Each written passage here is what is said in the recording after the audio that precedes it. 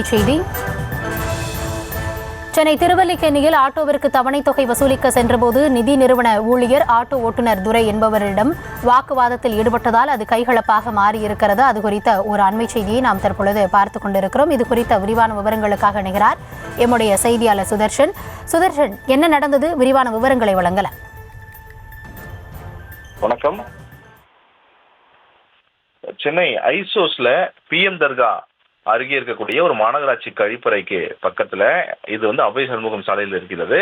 இந்த இடத்துல துரை என்பவரை விஜயகுமார், கார்த்திக், இந்த விஜயகுமார் என்கின்ற முட்டை விஜய் மற்றும் கார்த்திக் இந்த இருவருமே சேர்ந்து இந்த துரையை இரும்பு கம்பியால் குத்தி கொலை முயற்சியில் ஈடுபட்டிருக்கிறாங்க.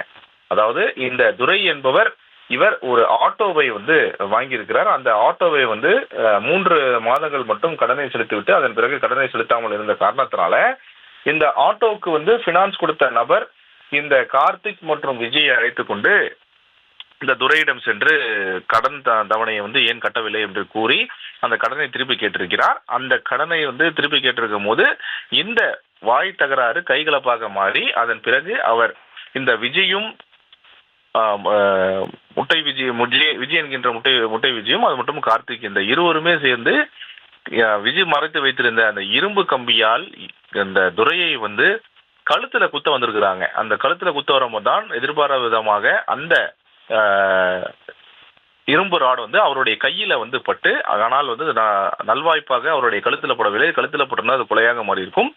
ஆனால் கையில பட்டு கையில அந்த இரும்பு கம்பி குத்தி அதன் பிறகு ரத்த வெள்ளத்துல இருந்த துரையை உடனடியாக மீட்டு மருத்துவமனைக்கு அழைத்து சென்றிருந்தார்கள். அங்கிருந்தவர்கள், அருகில் இருந்தவர்கள், அவருடைய உறவினர்களும். அதன் பிறகுதான் தற்போது இந்த முட்டை விஜய், அதாவது விஜய் என்கிற முட்டை விஜயும் கார்த்தி இந்த இருவருமே ஐசோஸ் போலீசார் கைது செய்து அதன் பிறகு சிறையில் அடைத்திருக்காங்க. தொடர்ந்து இது குறித்து ஐசோஸ் போலீசார் விசாரணை மேற்கொண்டு வருகிறார்கள்.